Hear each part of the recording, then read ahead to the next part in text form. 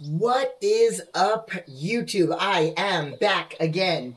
I have been procrastinating on doing this video because it's like super cold, and the only time that I have to do it really is in the morning.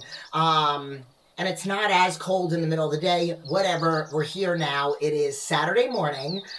Jenna Geary here, health and fitness coach. I have been doing this for almost 26 years now. I work with clients from the age of 16 to 84. I do not coach bodybuilders. I know what I look like. It's not what I specialize in. It's not the clientele that I want to work with. I want to change people's lives. I will say, if you are somebody that looks at me and thinks to yourself, and I don't think I've ever said this in a video, and thinks to yourself, oh my God, she's probably really hard.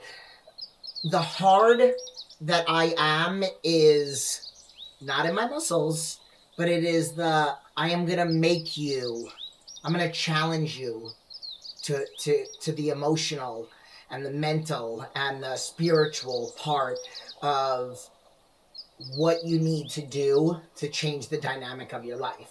So that's the hard. I am a chameleon. I don't talk to every client the same. If you follow me on Instagram and you see some of my videos of me posting me training my clients at night, I mean, I smack talk to a lot of them, but then there are a few, like I have a 16-year-old young kid that's very introvert. I do not talk to him the same way that I talk to my client Aman, that I can ish talk with her like nobody's business. One of my clients gives me the finger every time I talk to her. So like, I'm a chameleon, but like, I also am a professional. So I don't believe in just beating people up. I am the kind of coach where, like, yes, I am a coach and I can train people, but I don't just train anybody. Like, I don't have anything to prove. And if somebody is like, hey, I want to come in and train at your studio, I wouldn't do something like that, because at the end of the day, I don't know anything about you.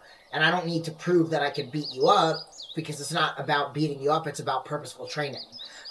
It's about me knowing what food you're taking in and if you've eaten right. And that's why I only, like, if I'm going to train somebody in the studio, it's a client that I'm coaching that's in the program, or it's a client that came into town, that I know what they're eating and I know what their training design is because I did it. So that's it. A little bit about me.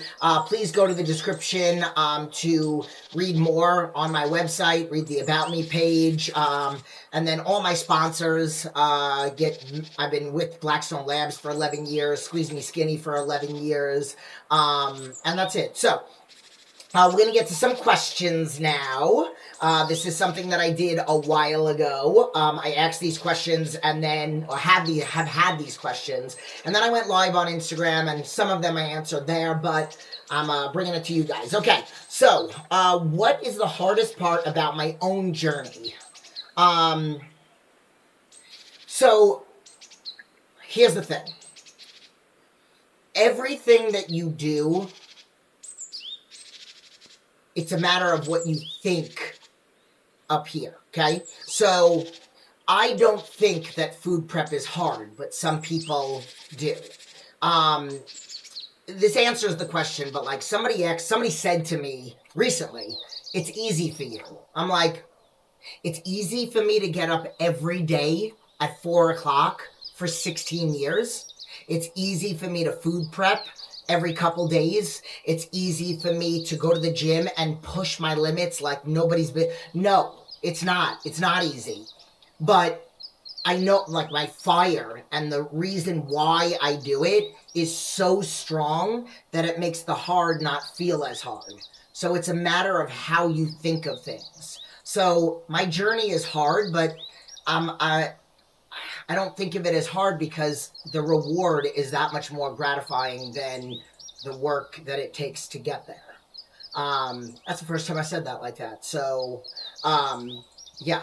I am also a fan of teaching people about enjoying the process, so then it doesn't feel as hard. I have stress in my life, but I'm not a stressed out person because I know how to deal with it. I'm very woo-saw, and I've learned that from my medical condition that I'm blessed to have, Crohn's disease and colitis. So, like, you might look at me and see, like, oh, that's easy, and she never has this, or she has that. But it's like, it's all a matter of the way that you think of the process, the day-to-day things that you do and the way that you deal with things. I will say the healthier you are, the easier it is to deal with stress. This is what I teach people. The better you sleep at night, the better your relationships are, the more productive you are at work, the more creative you are. There are so many things that come with being healthy. What keeps you consistent after all these years? Knowing that my consistency keeps me constantly being better. And it's not, I'm like a totally different person within 24 hours, but I'm 1% better today than I was yesterday. And that's all I want. It's not a race, it's a marathon. It's not a sprint, it's a marathon. It's enjoying the process. I just saw a picture yesterday of a turkey burnt, and it was like at 600 degrees or whatever it was, 400 degrees for an hour, all right? And then there was a turkey perfectly cooked, and it was at 300 degrees for 3 hours. And the whole concept of it is that don't try to rush things, because it just doesn't work when it's rushed. You have to, the process just takes time and little mini milestones. What do you wish more people knew before starting fitness journeys? I wouldn't just say women. I would say people in general.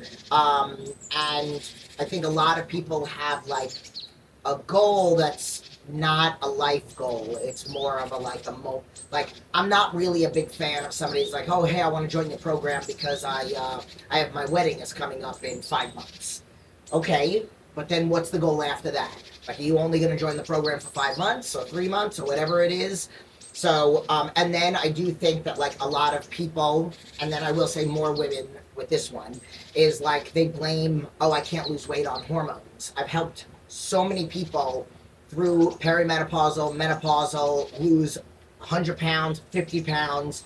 So everybody wants to blame it on that instead of the word that was used earlier, being consistent and trying to find your flow and staying on track, following a personalized plan that's designed for you.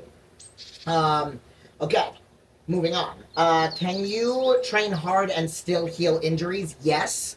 I don't talk about myself, so I can say, look at me.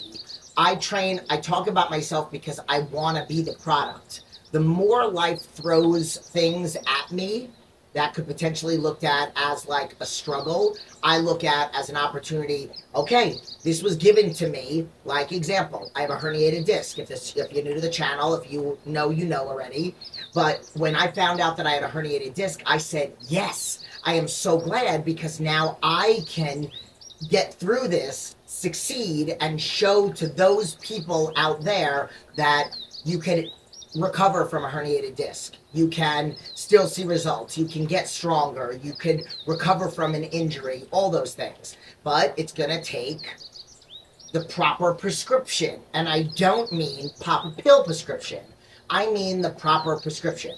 I didn't take muscle relaxers. I didn't take pain pills or anything like that. I did my mobility work. I did my core work. I did my reverse hyperextensions a lot.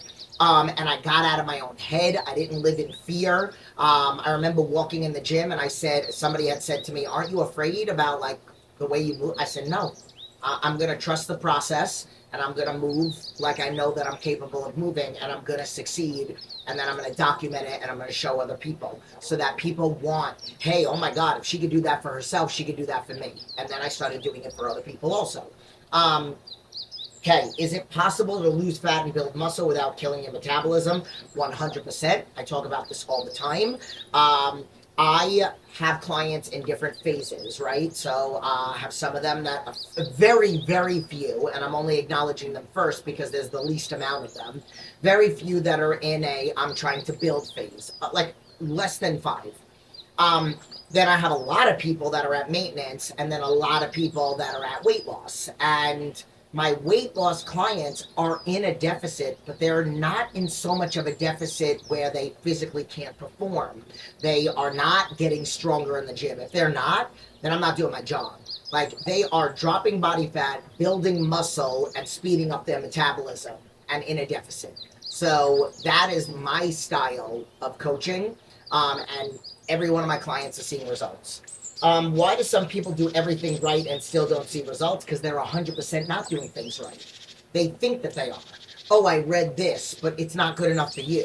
Or I've been following my plan, but maybe they don't do check-ins with their coaches enough.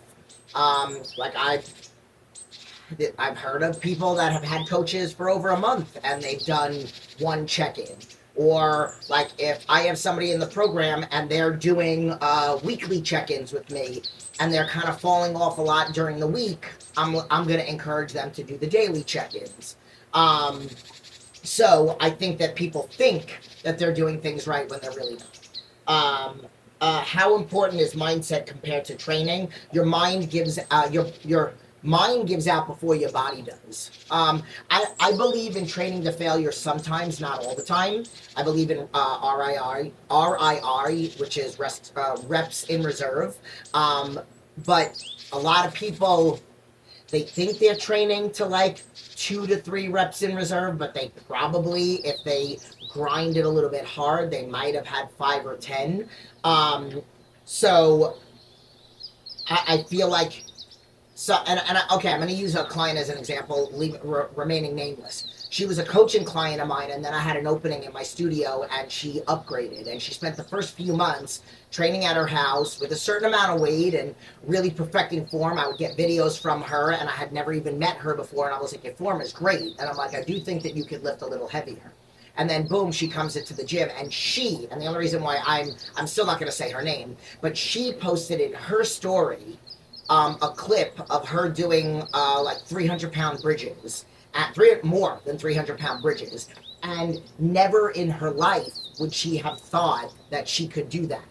When she first walked into the studio a couple months ago, she was like a little over 100, and she didn't even think that she was going to be able to do that. And I was like, I'm about to teach you how much stronger you are than you give yourself credit for. So it's like she didn't even know what she was capable of. So I think that a lot of people kind of like, they don't reach for the stars. They reach for what is right in front of them. And I feel like they're not seeing. I mean, sometimes people can't see what I see, but I try to get them to. So I think if you try to tell yourself, I swear to you on everything that means anything, today, just a few hours ago, I voice noted to one of my new guy clients, and I said, when you hired me, you said this, and I'm not going to say it. And I want you to envision the body that you said you want to work towards. But then I want you to envision the body that like is like a dream body for you, but that maybe in the back of your mind, that's the one I want us to focus on.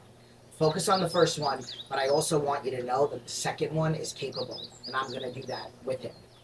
And that's what I try to get people to reach for this fucking stars, because you can fucking do it. Okay, who do I work best with? Anybody that trusts me. If you trust me, I can work with you. If you question me, and when I say question, I don't mean ask me questions. Ask me questions.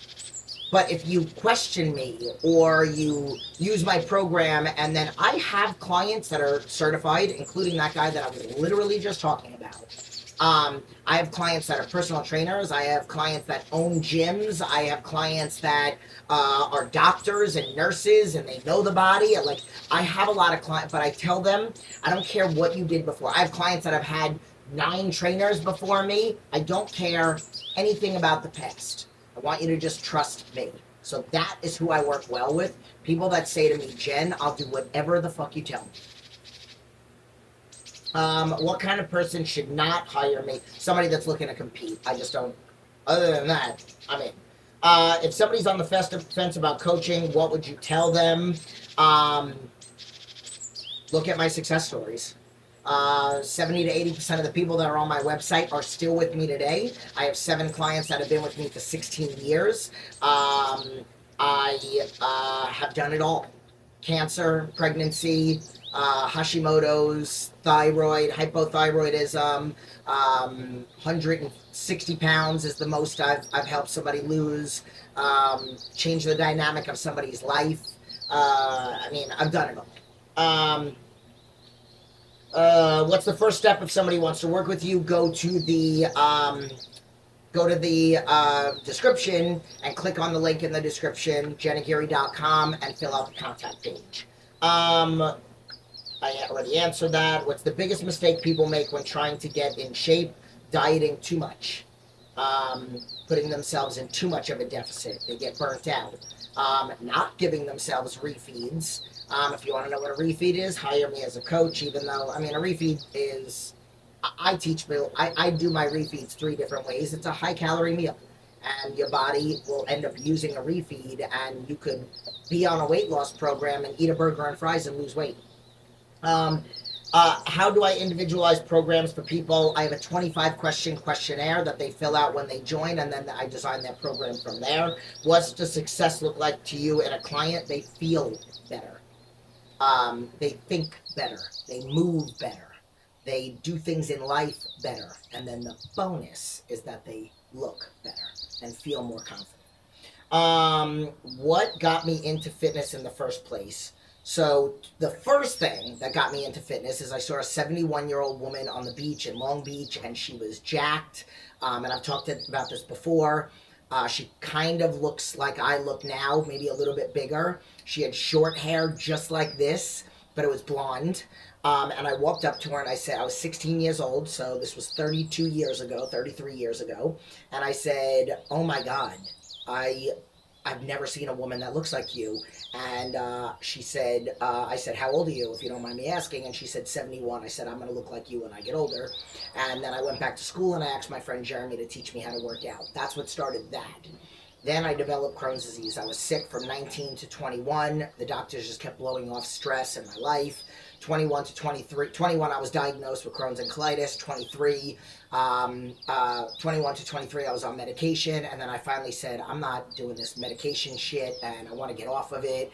And I did all this research, got certified in personal training, and then I said, I want to help change people's lives for more than just stomach issues, because it really does start on the inside. Whether you have IBS, Crohn's, or anything, all those medical issues that I work through with clients, diabetes, all that.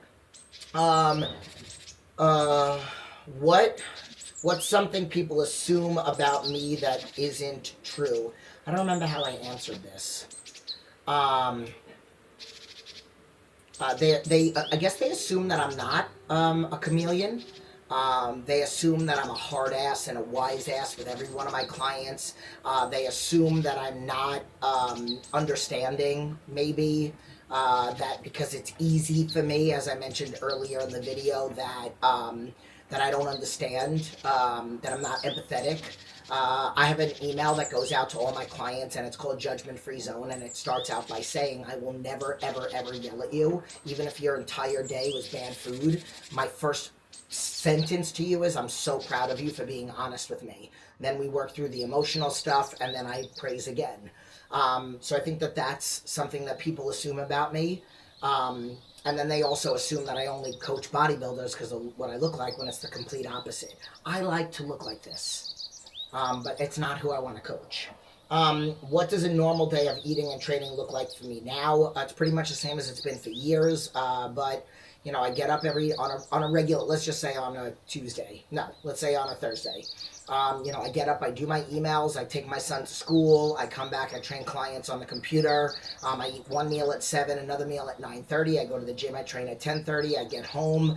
Now I have a new thing that I'm doing. I'm going to start partner assisted stretch. So I do that on Monday, Wednesday, and Thursday. I have anywhere from 1 to 2 people in the middle of the day. So I would go home, eat my post-workout meal, stretch a client, eat my next meal, go to the studio, train clients, bring a meal with me, eat that meal at the studio, pick up my son from my my ex-in-laws or my ex's house, then come home, have my last meal, and go to bed at 9:30. That literally is a legit day. What's one thing that you do now that you didn't do earlier in your fitness journey? That's the last of the questions. What is one thing that I do now that I didn't do? Oh, okay. Yoga and stretching. And that's why I decided to invest money and time into learning about stretching, and why I'm doing that for clients. So no, I don't stretch clients at the end of their workout. I do 1 hour, 60-minute sessions. So, and yoga is something that I do. And I have never fully completed a yoga class where I said I feel like I'm perfect, where I feel like I'm a real yogi or whatever it is. I do it for, I don't do the really challenging ones. I do the all level ones. And there are times that I've been in the middle of class and they're doing a move that my body doesn't do well with, but has done significantly better with. And then I just go into like a pose. I get body work done by somebody, the guy that actually did the course, the workshop, and I've taken the workshop. I'm going to take his second workshop. And if you want information about Greg's stuff, you could send me a message on Instagram, and I will tell you. If you are a trainer that's interested in learning about stretch, you could be anywhere. You could buy his program. But I work with him, and for the first time, and this is another truth, for the first time this Wednesday that just passed, I sat in crisscross for the first time in like 10 years. So my flexibility has definitely changed. I do my mobility work for 15 to 20 minutes before every leg day. I have not done that up until a year ago. I get body work done every single week, so Greg will either stretch me one week or massage me the next. And then I do yoga every single Saturday. And there's only been 2 Saturdays that I missed. One was for a photo shoot, and one was for, because I only do photo shoots on Saturdays, and then one was for Greg's workshop. So I swear by it. So those are the 2 new things that I've done. So I hope you guys like this video. Leave your comments below, like, subscribe, share. I believe that there's a way, if you're like on your phone or whatnot watching the video, you could swipe the comment section and like you could hype the video, and then that puts it in the algorithm or in the search, or higher in the search for people that are looking for YouTube videos to watch with this same style content. And then again, of course, if anybody's interested in coaching, please go to the link below. So, love you guys, and I'll see you in the next video.